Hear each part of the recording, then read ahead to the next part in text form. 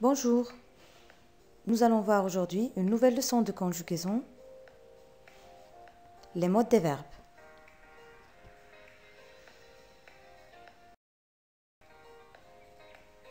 Partons d'un exemple. Exemple numéro 1. Je suis sûr qu'il viendra. L'emploi du mode indicatif futur, du verbe viendra. Donc, celui qui parle est sûr que l'action va se réaliser. La personne dont il parle viendra. Exemple 2. Peut-être il viendrait. L'emploi du mode conditionnel présent. Donc, celui qui parle n'est pas sûr que l'action va se réaliser. Il n'est pas sûr qu'il viendrait.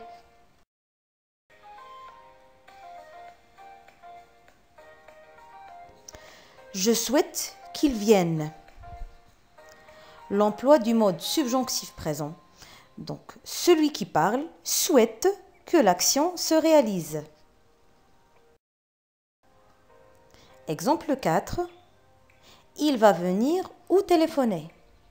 L'emploi du mode infinitif, venir, téléphoner. Donc là, nous avons des actions qui ne se sont pas encore réalisées. Exemple 5. Viens demain à 10 h du matin. L'emploi du mode impératif, donc celui qui parle donne un ordre, invite quelqu'un ou donne un conseil. Exemple 6. Il marche en parlant au téléphone. L'emploi du mode participe. Donc l'action se passe en même temps qu'une autre. Marcher et parler au téléphone. Retenons l'essentiel. Donc 1. Les modes représentent la manière dont l'action exprimée par le verbe est conçue et présentée. L'action peut être mise en doute, affirmée comme réelle, éventuelle, etc. 2. Un verbe a 7 modes possibles. 1. L'indicatif qui présente l'action comme réelle. Par exemple, la Terre tourne autour du Soleil. 2. Le conditionnel présente l'action comme éventuelle, possible. Le condamné se serait suicidé. 3. L'impératif présente l'action comme un ordre, une demande ou un conseil. Exemple, arrête de fumer parce que la cigarette tue. 4. Le subjonctif présente l'action comme désirée, envisagée ou douteuse. Je souhaite que tu réussisses. 5. L'infinitif exprime une action sans la situer dans le temps et sans indiquer la personne qui fait l'action. Exemple, interdiction de fumer.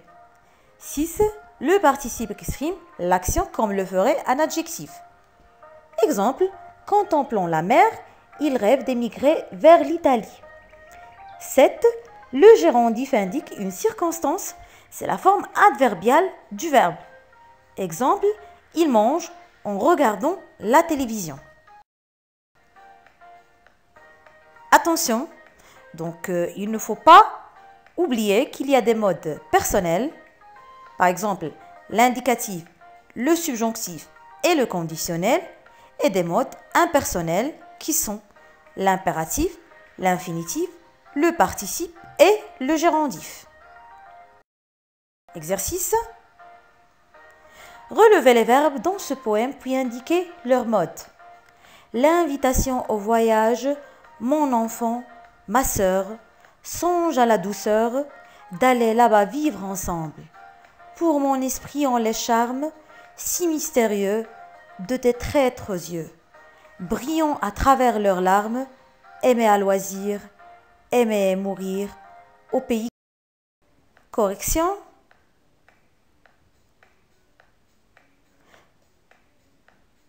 Songe, c'est le mode impératif.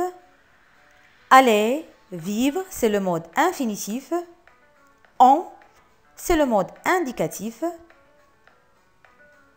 Brillant, c'est le mode participe. Aimer, c'est le mode infinitif.